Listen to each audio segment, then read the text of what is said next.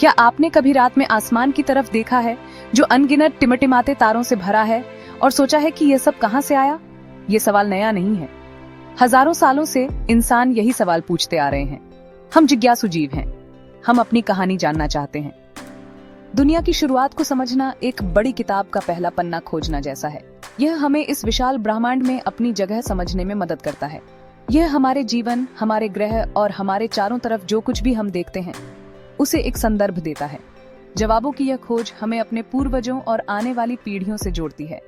ये जानना कि हम कहां से आए हैं हमारी पहचान के लिए बहुत जरूरी है। इसे अपनी फैमिली हिस्ट्री जानने जैसा समझो। यह आपको बताता है कि आप कौन हैं और आप कहां से हैं। इसी तरह ब्रह्मांड के बनने की कहानी ह्यूमनसियत की फैमिली हिस्ट्री है। यह सबसे पुरानी कहानी है। यह ज्ञान हमारे अंदर अर्थ और उद्देश्य खोजने की एक गहरी जरूरत को पूरा करता है।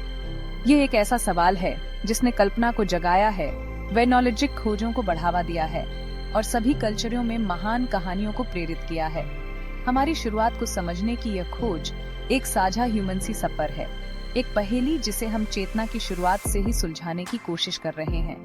इस बड़े सवाल ने हमें समझने के दो मुख्य रास्तों पर ले जाया है, विज्ञान और धर्म। विज्ञान अवलोकन, सबूत और तार्किक सिद्धांतों के जरिए जवाब ढूंढता है।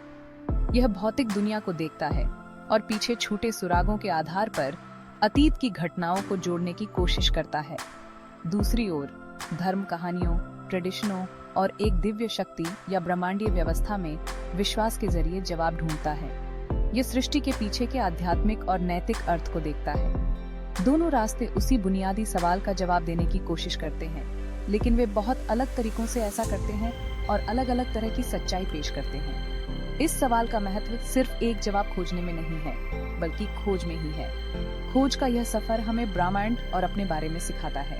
यह हमारे ज्ञान और हमारी कल्पना की सीमाओं को आगे बढ़ाता है। चाहे हम एक शक्तिशाली टेलीस्कोप के लेंस से देखें या अपने पूर्वजों के प्राचीन ग्रंथों से, हम एक शाश्वत ह्यूमनसी परंपरा में भाग ले रहे हैं। हम सभी कहानीकार और खोजकर्ता हैं जो अपने एग्जिस्टेंस के शानदार रहस्य को समझने की कोशिश कर रहे हैं। यही साझा जिज्ञासा हमें इंसान बनाती है। ये सभी ज्ञान का शुरुआती बिंदु है। विज्ञान एक कहानी बताता है जो अरबों साल पहले शुरू हुई थी। इस कहानी को बिग बैंग सिद्धांत कहते हैं।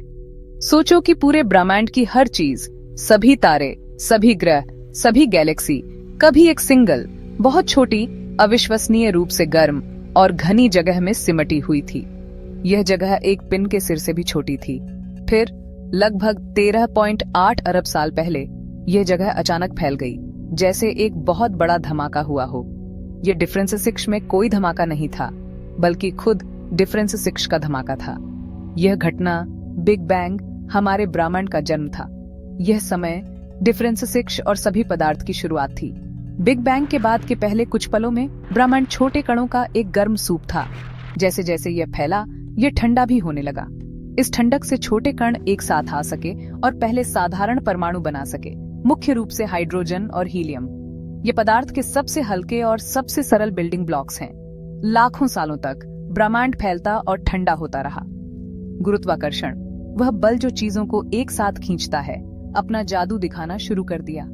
इसने हाइड्रोजन और हीलियम गैस के बादलों को बड़े बड़े झुंडों में खींचना शुरू कर दिया, जो अंततः पहले तारे और गैलेक्सी बन गए। हमारे अपने ग्रह पृथ्वी का इस ब्रह्मांडीय कहानी में अपना एक अध्याय है। यह बहुत बाद में बना, लगभग 4.5 अरब साल पहले। हमारा सूरज गैस और धूल के एक विशाल घूमते हुए बादल से पैदा हुआ था। इस बादल का सारा पदार्थ सूरज नहीं बना। बचा हुआ धूल, चट्टान और गैस युवा तारे के चारों ओर घूमता रहा और एक साथ इकट्ठा होता रहा। ये झुंड बड़े और बड़े होते गए, टकराते और मिलते गए।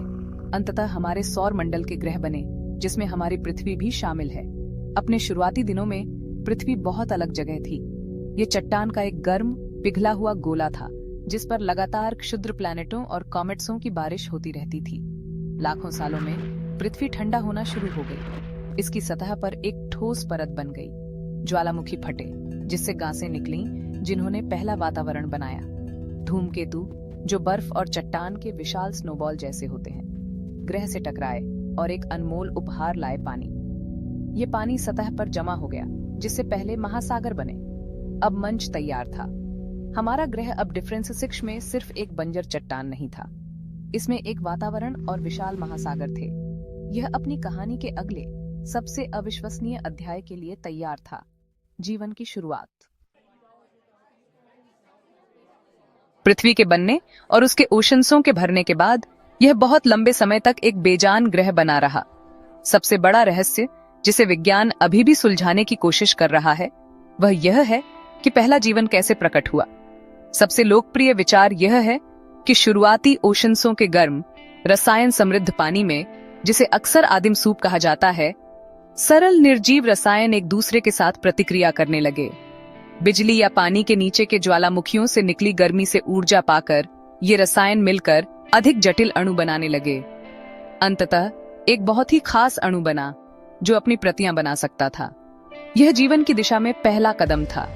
यह पहला सरल जीवन रूप जो लगभग 3.8 अरब साल पहले प्रकट हुआ, शायद एक छोटा एकल कोशिका वाला जीव था, जैसा कि आज हम बैक्टीरिया में देखते हैं। अरबों सालों तक पृथ्वी पर जीवन बहुत सरल बना रहा। इन छोटे जीवों ने धीरे धीरे ग्रह को बदल दिया। उनमें से कुछ ने ऊर्जा के लिए सूरज की रोशनी का उपयोग करना सीखा, एक प्रक्रिया जिसे प्रकाश संश्लेषण कहते हैं।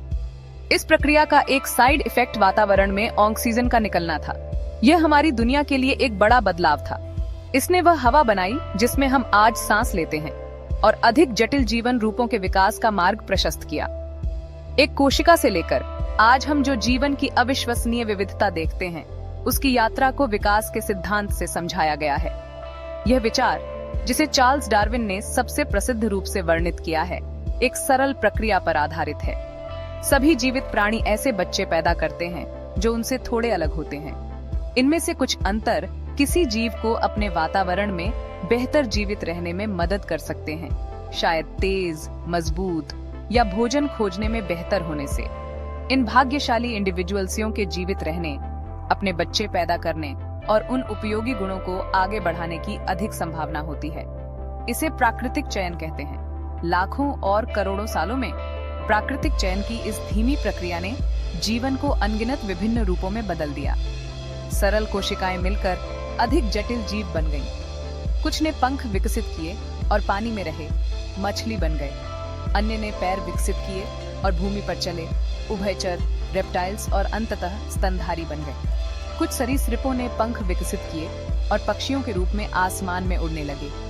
जीवन का यह वृक्ष बढ़ा और शाखाओं में बंटा, जिससे डायनासोर, ऊनी मैमथ और अंततः एक चतुर वानर प्रजाति बनी, जिसने 2 लेग्सों पर चलना, औजारों का उपयोग करना और ब्रह्मांड के बारे में सवाल पूछना सीखा।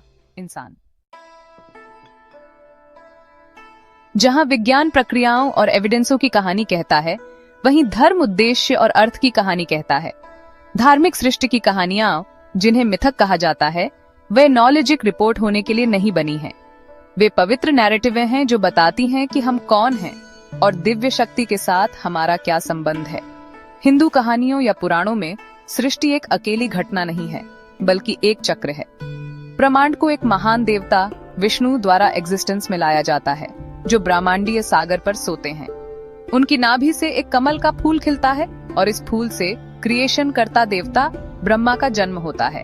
ब्रह्मा फिर दुनिया को बोलकर या सोचकर एग्जिस्टेंस में लाते हैं। ये ब्रह्मांड बहुत लंबे समय तक रहता है, लेकिन अंततः ये फिर से सागर में विलीन हो जाता है और चक्र फिर से शुरू होता है। यह एक विश्व दृष्टि दिखाता है जहां समय स्वीकार है, रैखिक नहीं। अब्राहमिक ट्रेडिशनों में, जिनमें ईसाई धर्म और इस्लाम शामिल हैं, सृष्टि एक एकल सर्वशक्तिमान ईश्वर का जानबूझकर किया गया कार्य है। बाइबल की उत्पत्ति की किताब बताती है कि ईश्वर ने 6 दिनों में दुनिया को कैसे बनाया। उन्होंने प्रकाश और अंधकार, आकाश और समुद्र, पौधों और जानवरों को बनाया। 6ठे दिन उन्होंने पहले इंसान आदम और हव्वा को अपनी ही छवि में बनाया और उन्हें पृथ्वी पर जिम्मेदारी दी। यह कहानी एक ईश्वर पर जोर देती है जो अपनी सृष्टि से अलग है और जिसकी मानवता के लिए एक विशिष्ट योजना है। सृष्टि को स्वाभाविक रूप से अच्छा और दिव्य इच्छा द्वारा व्यवस्थित माना जाता है। ये कहानियां, जो दुनिया भर की हर संस्कृति में पाई जाती हैं, सिर्फ ये नहीं बताती कि दुनिया कैसे बनी। वे जीवन के लिए एक नैतिक और आध्यात्मिक ढांचा प्रदान करती हैं। वे लोगों को दिव्य शक्ति, एक दूसरे और प्राकृतिक दुनिया के प्रति अपनी जिम्मेदारियों के बारे में सिखाती हैं। उदाहरण के लिए, साइक्लीय ब्रह्मांड का हिंदू विचार परिवर्तन को स्वीकार करना सिखा सकता है, जबकि ईश्वर की छवि में बनाए जाने का ईसाई विचार गरिमा और उद्देश्य की भावना को प्रेरित कर सकता है। ये मिथक संस्कृति की फाउंडेशन है, जो कला, कानूनों और लोगों के दुनिया को देखने के तरीके और उसमें उनकी जगह को आकार देते हैं। अंत में हमारे पास अपनी उत्पत्ति को देखने के दो गहरे तरीके हैं। विज्ञान एक कैसे प्रदान करता है, ब्रह्मांड को बनाने वाली भौतिक प्रक्रियाओं का एक विस्तृत सबूत आधारित विवरण। धर्म एक क्यों प्रदान करता है, उद्देश्य, दिव्य शक्ति के साथ हमारे संबंध और ब्रह्मांड में हमारी लैंडका के बारे में एक सार्थक कथा।